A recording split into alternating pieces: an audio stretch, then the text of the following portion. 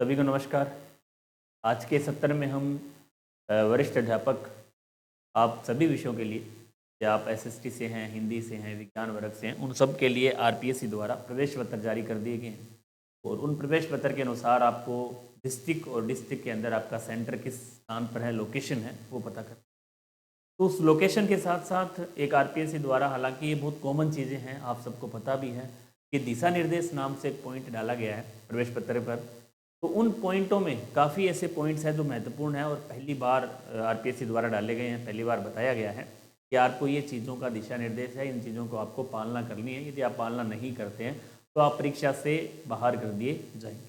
उन दिशा निर्देशों को आप बहुत अच्छी तरीके से समझ लें। हालांकि एक पहले के वीडियो में मैंने आपको बताया था, ये चीज़ें, छोटी छोटी गलतियां कई बार भारी पड़ जाती है। तो उन चीज़ों से बचने के लिए हमें जो दिशा निर्देश आरपीएससी द्वारा दिए गए हैं उनका हमें फुल और पालना करनी है।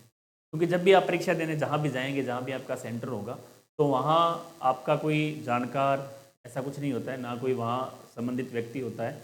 वहाँ पुलिस वाले हो सकते हैं जो कई बार हर चीज़ हम जो उनको समझाना चाहते हैं। अब जैसे आप देरी से पहुँचे, आपकी बस लेट हो गई, ऑटो लेट हो गया, आपको साधन नहीं मिले, आप वो रिक्वेस्ट करोगे। आपने पहले की काफ़ी वीडियो में जब भी परीक्षा होती है, उस परीक्षा के अगले दिन हेडिंग आती है, आपको इस बार भी ऐसा मिलेगा 100% कि आज वहाँ फलानी जगह एक बच्ची रो रही थी। ऐसी वीडियो, वायरल वीडियो होते हैं और फोटोज़ भी आती है कि इसमें गेट बंद हो गया, 1 घंटा पहले बंद हो गया, आप नहीं पहुँचे। इस प्रकार के उदाहरण हम देखते हैं।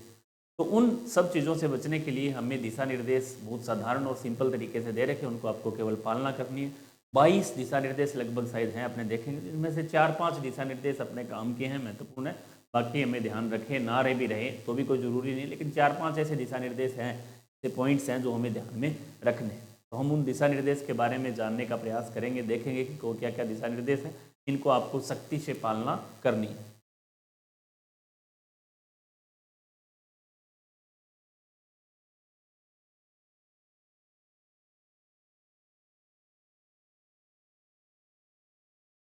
अब इसमें देखें हम दिशा निर्देश के पॉइंट में,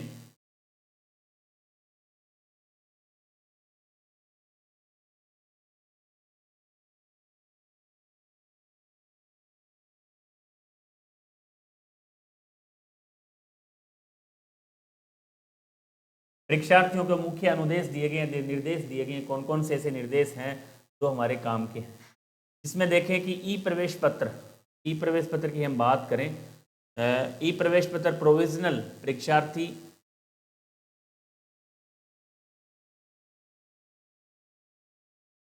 फर्स्ट भी आपको दिख रहा होगा। ई प्रवेश पत्र प्रोविजनल है, परीक्षार्थी के बैठने में पूर्व अपनी पात्रता के संबंध में संतुष्ट हो जाना चाहिए। आपका जब भी आप प्रवेश पत्र डाउनलोड कर रहे हैं तो आपका है या नहीं, आपकी फोटो लगी हुई है, या आपके जो विषय हैं वो सही है या नहीं है। परीक्षार्थी परीक्षा केंद्र पर केवल निम्न सामग्री लेकर उपस्थित हुए, बहुत महत्वपूर्ण पॉइंट है। दिखने में आपको छोटा है लेकिन महत्वपूर्ण है। ई एडमिट कार्ड आपके द्वारा जो ई मित्र से निकाला हुआ, चाहे ब्लैक एंड व्हाइट हो, चाहे आपका रंगीन हो, आप वो प्रवेश पत्र साथ में लेके जाएंगे। फोटो 3.5 सेमी टू 4.5 सेमी का मतलब है पासपोर्ट साइज 2 फोटो है, नवीनतम फोटो आपकी आपको लेके जानी है। प्रयास ये करना है कि आपने जब फॉर्म फिल किया था उससे मिलती जुलती हुई नवीनतम फोटो। कई बार हम फोटो पुरानी लेके चले जाते हैं और पुरानी फोटो से हमारी जो फोटो फॉर्म फिल करते हैं उस टाइम की जो फोटो से मेल ना खाती हो तो वहाँ समस्या आ जाती है। होना कुछ नहीं है लेकिन समय खराब होता है और वो हमारा होता है, उनका नहीं। आप आधा घंटा घंटा वो खराब करेंगे, वो अपना खराब होगा। उससे बचने के लिए आप अपनी जो नवीनतम फोटो वही लेके जाएं, उससे मिलती जुलती हो, और नहीं भी है तो आप खिंचवा सकते हैं, हमारे पास खूब समय अभी तक। नवीनतम फोटो आपको लेके जानी है। नीली स्याही का पारदर्शी बॉल पेन, कई बार ब्लैक का भी यूज होता है लेकिन आपने यदि निर्देश में दे रखा तो आपको नीला पेन, वो भी पारदर्शी होना चाहिए, इस प्रकार का पेन जिसमें आर पार दिखाई दे, और सीधा सिंपल पेन हो, 10 रुपये का, 5 रुपये का, जो भी आपको उचित आप यूज़ करते हैं। जो थोड़ा सा ये ध्यान रखना कि निब जिसकी मोटी हो, लिखने मतलब जैसे हम नोट करते हैं वहाँ, तो इस प्रकार से हो कि आसानी से, अब गोला है जो नीला हम बॉल पॉइंट यूज करते हैं, इस प्रकार का गोला आराम से भरा जाए। इस प्रकार से सिंपल पेन आप उसको यूज भी कर लें। 2 पेन आप ला सकते हैं जिनको थोड़ा सा चला लें। जब भी अपने परीक्षा से पहले यदि आप रफ कॉपी में 2-3 पेज उससे लिख लेंगे तो थोड़ा वो रफ हो जाता है। और नया पेन होता है उसमें थोड़ी सी समस्या आती है, कई बार ऐसे पेन होते हैं जो ओमार शीट के आर पार हो जाते हैं। जब अपने इस प्रकार से गोले को ब्लू करेंगे तो उस समय हमारा क्या है कि ओमार में छेद हो जाता है, तो उसी स्थिति से बचने के लिए आप इस प्रकार का सिंपल पेन यूज कर सकते हैं। स्पष्ट फोटो युक्त मूल पहचान पत्र, इंपॉर्टेंट बात है। एक आपको ओरिजिनल पहचान पत्र, मतलब आप आधार कार्ड, इस प्रकार का आधार कार्ड जो रंगीन हो और उसमें आपकी जो फोटो है वो स्पष्ट हो, इस प्रकार का, चाहे आपका ड्राइविंग लाइसेंस हो सकता है, आधार कार्ड हो सकता है, अन्य आप ले सकते हैं, नीचे दे रखे हैं अन्य के, जैसे मुख्य रूप से आप आधार कार्ड ले जा सकते हैं जिसमें आपकी फोटो सही। अगला जो पॉइंट है, दिव्यांग का प्रमाण पत्र, वचन पत्र, श्रुत लेखक की शैक्षणिक योग्यता, वचन पत्र यदि लागू दिव्यांग से संबंधित है, जो भी दिव्यांग साथी है जिन्होंने दिव्यांग वहां भरा है, श्रुत लेखक की जिसको आवश्यकता है, उनसे संबंधित अलग से वो आप पॉइंट पूरा पढ़ लें। यदि ये पॉइंट्स आपके लिए महत्वपूर्ण है, यदि इस पर आप पालना नहीं कर रहे हैं तो आरपीएससी ने आगे नंबर भी दे रखे हैं, उस पर भी हम चर्चा करेंगे। उक्त सामग्री के अतिरिक्त अन्य किसी भी सामग्री परीक्षा केंद्र के भीतर ले जाने की अनुमति नहीं होगी।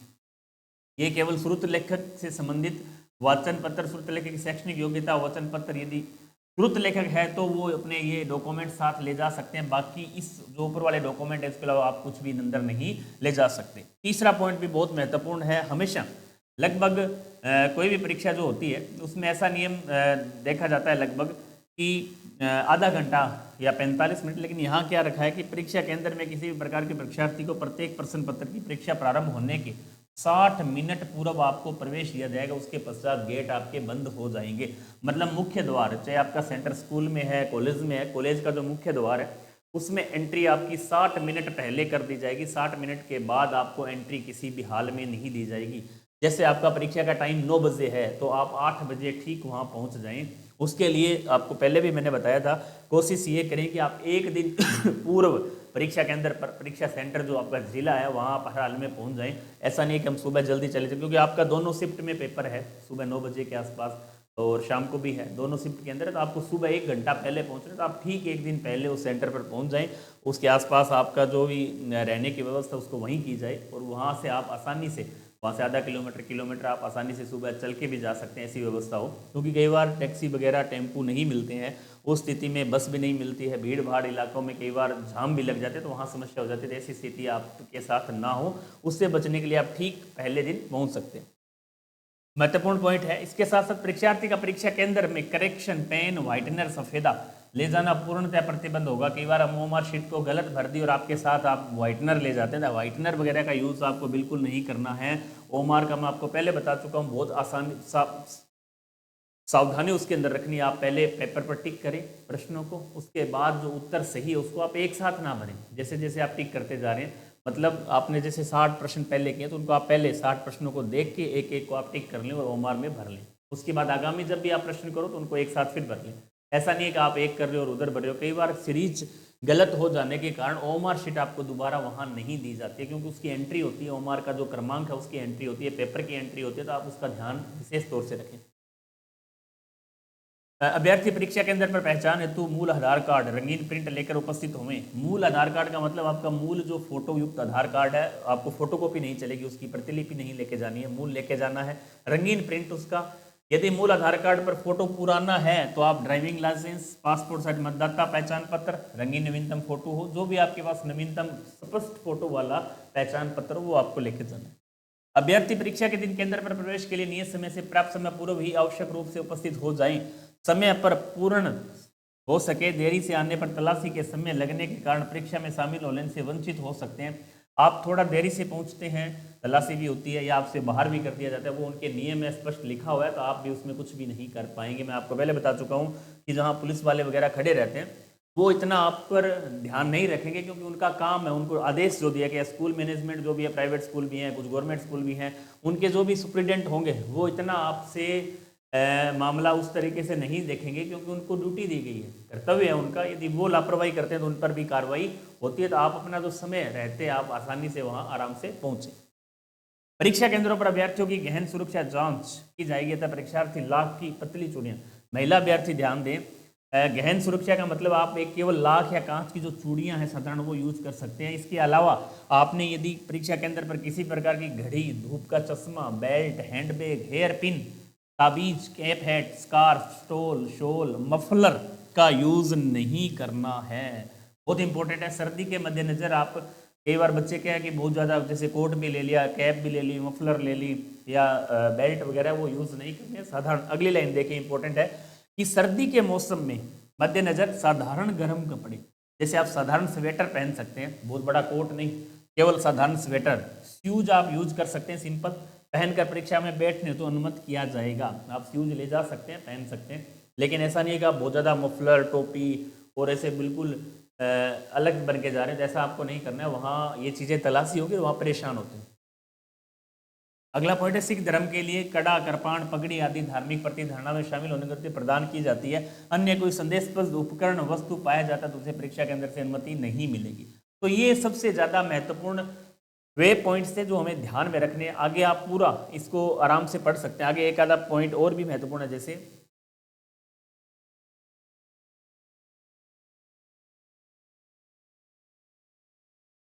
बिल्कुल अच्छा पॉइंट है कि ऐसे परीक्षार्थी जैसे जो गवर्नमेंट जॉब में हैं या जिनके आसपास स्कूल है, घर के पास, इस प्रकार से कोई नज़दीकी आपका परीक्षा केंद्र है तो उसकी सूचना आपको देनी है।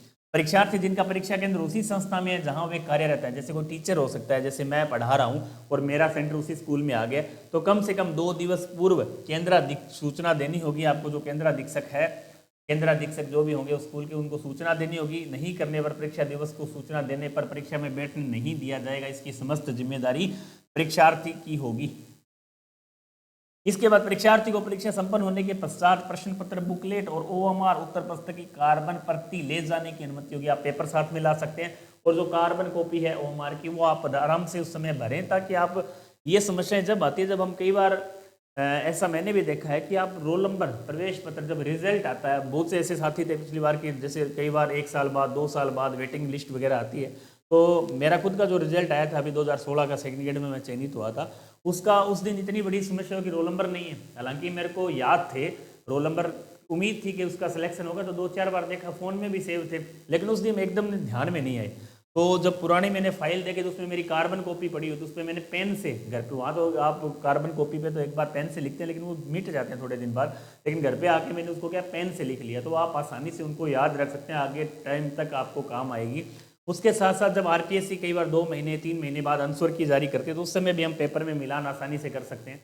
या आप उस कार्बन कॉपी को घर पे लाकर उसके जो निशान लगे हुए हैं उसको आप अपने पेपर में पेन से टिक कर सकते हैं, ताकि उसका मुख्य काम यही है कि आप कल को, एक स्थिति और भी होती है कि कार्बन कॉपी यदि आपके पास है, एग्जाम हो जाता है, रिजल्ट आता है, उस समय कई बार ऑब्जेक्शन लगते हैं जिन प्रश्नों के ऊपर, और ऑब्जेक्शन में कई प्रश्न डिलीट भी हो जाते हैं। आपने जो अंक बाहर जोड़ा है आरपीएससी की उत्तर कुंजी के अनुसार, जैसे आपके 140 नंबर है और आरपीएससी ने आपके जो नंबर डालने हैं वो आपको 120 130 है, तो आप उसमें ऑब्जेक्शन लगा सकते हैं कि मेरी कार्बन कॉपी के अंदर ये प्रश्न मेरा सही था, इसका उत्तर ये है, और आपने मेरे एक नंबर कम क्या जोड़ा, अंक हैं, तो उस दौरान आप कोर्ट वगैरह में जाते हैं तो इसकी हेल्प होती है, तो उसको भी आप संभाल कर रख सकते हैं। ऐसे दिव्यांग अभ्यर्थी जो आयोग द्वारा दिशा निर्देश श्रुत लेखक वाला है, आप पॉइंट देख सकते हैं, इसमें कोई ज़्यादा महत्वपूर्ण नहीं है। ये देखो, ओएमआर शीट पर अधूरे गलत रोल नंबर भरने वाले 2 या 2 से अधिक अभ्यर्थियों द्वारा एक ही रोल नंबर भरे जाने पर गलत रोल नंबर से पृथक किया जा सकेगा तथा नियमानुसार कार्रवाई की जाएगी। ओएमआर शीट पर रोल नंबर वगैरह आपको सही तरीके से भरने हैं। परीक्षा समापन होने पर ओएमआर उत्तर पत्रिका ऐसे करने के पश्चात अभ्यर्थियों को अपनी शीट छोड़ने की अनुमति होगी। परीक्षा के दौरान प्रश्न पत्र, बुकलेट कोई पृष्ठ हिस्सा अलग नहीं करेगा। परीक्षा के दौरान परीक्षार्थी प्रश्न पत्र, बुकलेट का, कई बार क्या, एक विद्यार्थी किसी को साथ वाले को या ऐसे कर लेते कि एक पेज पे मैं निशान लगा के तेरे को दे देता हूँ, तो अगला करके तो पेज मेरे को वापस देना। ऐसी स्थिति में कई बार क्या है, कार्रवाई होती है, दोनों अभ्यर्थी इसके दोषी माने जाते हैं, दोनों को सजा होती है, दोनों का पेपर निरस्त किया जाता है। क्योंकि हमारी ड्यूटियाँ परीक्षा में लगती रहती है, तो ये साधारण चीज़ें हैं, सामने आ जाती है। कई बार ऐसा होता है, ओएमआर पर उत्तर पुस्तिका में निर्धारित प्रविष्टियों को उत्तर गोले करने के अलावा कोई भी निशान या संकेत, लिखावट भरने से पूर्व दिशा निर्देश। ओएमआर शीट में जैसे 5 गोले हैं, इसका भी आपको विशेष तौर से ध्यान में रखना है। आपको किसी एक पर गोला काला करना है। जैसे आपको उत्तर 1 आ रहा है तो इसका 1 आपने कर दिया, 4 खाली रहेंगे। कोई भी प्रश्न आपको नहीं आ रहा है तो आप ई वाले ऑप्शन पर क्या करेंगे, टिक। अभ्यर्थियों को आगाह किया जाता है कि परीक्षा के संबंध में दलाल, मीडिएटर, संकेत, ये सारी चीज़ें आपको पता है, झांसा देने एजेंसी जैसी पर आप सूचित कर सकते हैं, नंबर भी जारी कर रखा है। ये आपके दिशा निर्देश से जो महत्वपूर्ण दिशा निर्देश हैं, इन चीज़ों को आपको ध्यान में रखना है। तो आप सभी को पुनः हमारी तरफ से, एग्जाम हेल्प सूरतगढ़ की तरफ से आप सभी को, परीक्षा में शामिल हो रहे सभी विद्यार्थियों को, अभ्यर्थियों को हमारी तरफ से अग्रिम शुभकामनाएं, बधाई। आप अच्छे से पेपर देंगे, ऐसी हम ईश्वर से कामना करते हैं। आपका रिजल्ट पॉजिटिव रहे, तो आगे हम फिर आपसे मुलाकात करेंगे। तब तक के लिए जय हिंद, जय भारत, जय राजस्थान।